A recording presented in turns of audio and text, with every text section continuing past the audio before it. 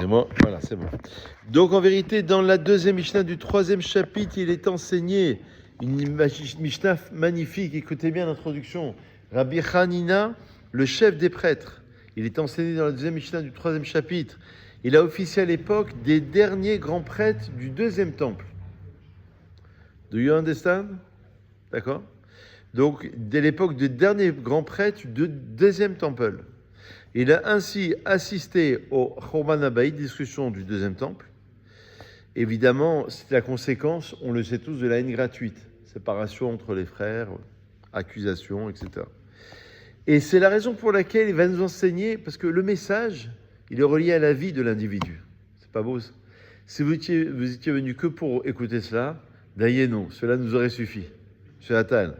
C'est la raison pour laquelle, puisqu'il a vécu la destruction du temple suite aux conséquences de la haine gratuite, il va enseigner un message fondamental, lequel, il va dire, je vous le traduis en français, et prie pour le bien du gouvernement. C'est ce que nous faisons le Shabbat matin, on prie pour le gouvernement, on prie pour la République, Pourquoi?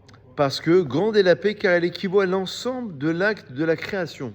Le shalom, la paix, ça équivaut à l'ensemble de l'acte de la création. C'est pas beau ça? Il y a le prophète Jérémie, c'est pour ça qu'on fait la bénédiction pour la République. Tous les pays où on a été accueillis, on fait une bénédiction, on remercie. Parce que c'est une injonction du prophète Jérémie, chapitre 29. Jérémie, c'est le premier temple, il a vécu le premier temple, donc c'est loin Jérémie, plus de 2500 ans, 2600 ans.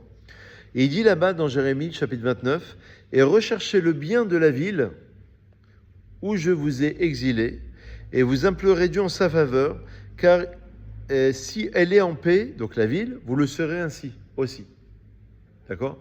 Bon, quoique aujourd'hui, il y a de contre-indications. Bon, on va dire généralement, c'est plutôt un bon message. D'accord? Chez Imal et Mora, pourquoi faut-il prier pour la paix du royaume?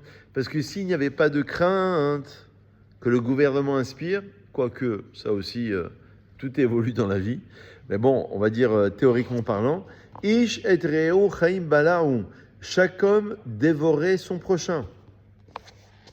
Voilà le premier enseignement de taille. Voilà pourquoi lui, il a enseigné, parce qu'il a vécu, il a compris en fait, parce que l'enseignement, il est relié à sa vie, d'accord, à sa culture. Et quand on dit dans les Pirkei Avot, Simon, quand on dit Oaya Omer, pas seulement qu'il disait, c'est il était ce qu'il enseignait. C'est ça la puissance. Pas juste il enseigne, il est ce qu'il enseigne. Rabbi Hanania ben Teradion, deuxième auteur, il a été un contemporain de l'époque de Rabbi Akiva. Rabbi Hanania ben Teradion. Il a fait partie des dix martyrs de la foi. Asara Arugé Malchut. Sa fille s'appelait comment? Alors il faut revoir.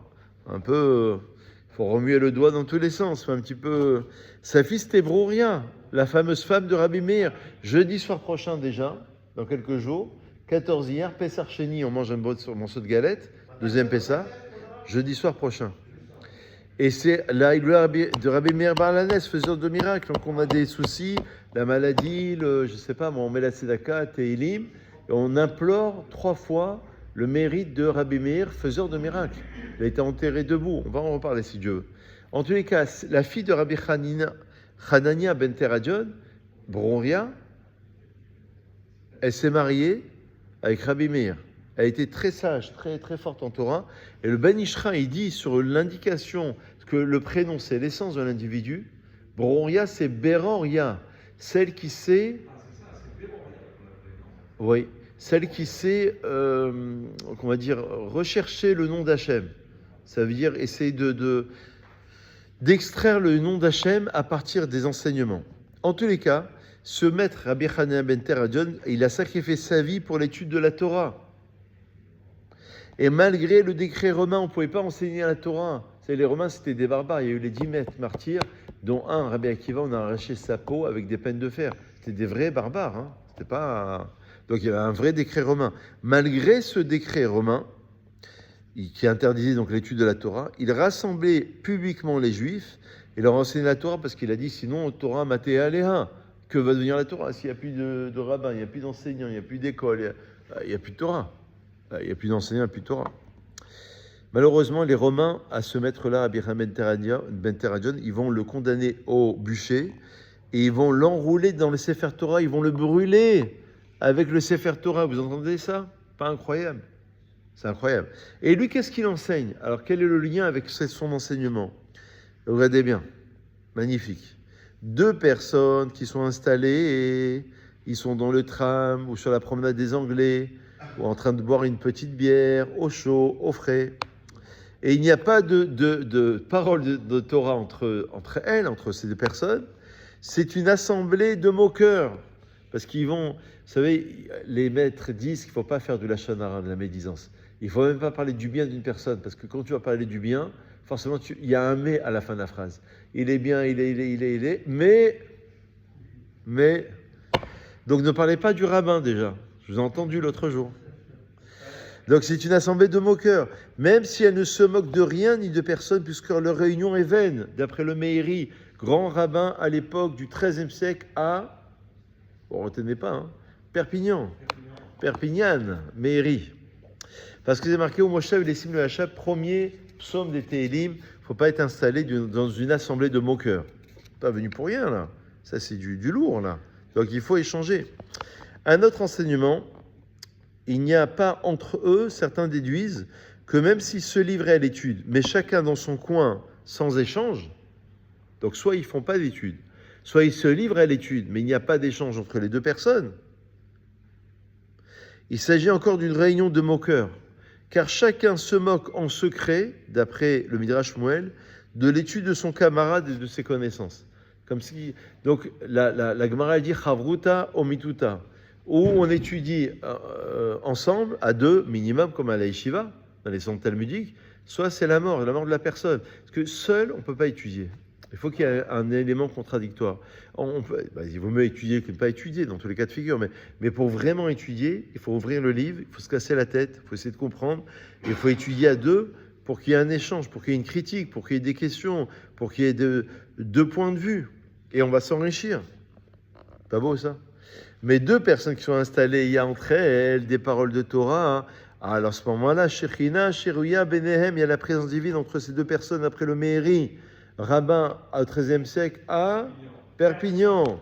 Grâce à leur étude, ils parviennent à percevoir la majesté divine. C'est-à-dire que dans le texte lui-même, même si c'est dans le pshat, le sens littéral, ils vont creuser, ils vont voir la présence divine.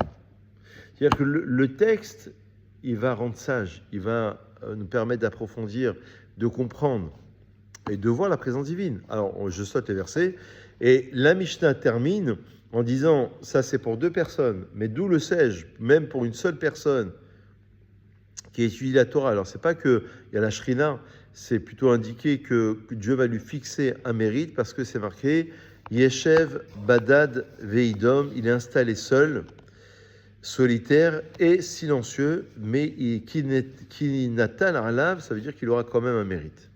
Enfin, dernière Mishnah pour nous ce soir, et écoutez bien, dans le même ordre d'idée, c'est un petit peu difficile. Hein. Rabbi Shimon, c'est Rabbi Shimon Bar Yochai, hein.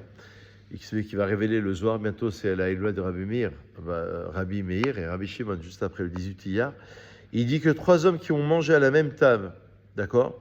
Pourquoi 3 hommes? Parce qu'il faut faire le zimoun. Il y a une prière en plus avant le Birkat Hamazon pour bénir le nom d'Hachem. Et s'il n'y a pas entre elles des paroles de Torah, c'est comme si qu'ils mangeaient des sacrifices offerts aux morts. Parce que la Torah, c'est la vie. C'est-à-dire une nourriture consacrée à l'idolâtrie. Donc il faut parler de Torah. Même une phrase, c'est pas grave, même une halakha. Prenez un livre en français, vous lisez une halakha, vous avez fait la misa. Surtout Shabbat, encore plus, mais même en semaine. Ok. Inversement, on va conclure sur une note positive. 3 personnes qui sont installées sur une même table, et il y a entre elles des paroles de Torah, c'est comme si qu'ils mangeaient de la table d'Hachem, de la table de Dieu.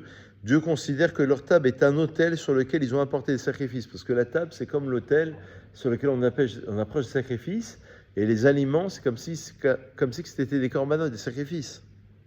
Pas beau ça? Et enfin, il nous dit la chose suivante, on se met en danger d'après Rabbi Hanania ben Chachinai, qui était un des plus éminents élèves de Rabbi Akiva. En tous les cas, il enseigne, il dit qu'on se met en danger si on reste réveillé la nuit, si on marche seul en chemin, surtout à l'époque, vous savez, dans les chemins isolés, il y avait parfois des démons, des forces impures, etc. Ou alors celui qui tourne son esprit vers des choses vaines et il se rend coupable de sa vie. C'est-à-dire, alors c'est quoi coupable de sa vie? Qu'il cause sa propre perte. Encore une fois, il marche seul, d'accord? D'où l'expression « je marche seul », vous connaissez. Anéor Balaïla, celui qui reste éveillé la nuit, est celui qui détourne son esprit vers des choses vaines. En tous les cas, il dit là-bas que c'est une période dangereuse où règnent les nuisibles de toutes sortes. Les nuisibles. D'accord? Alors, c'est une première explication. D'autres expliquent que l'homme se condamne ainsi parce que la nuit est une période particulièrement propice et qu'il convient donc de ne pas s'adonner à des activités qui seront vaines, parce que normalement, l'essentiel de l'étude se fait la nuit. Baruch Adonai La'olam, amen ve'amen.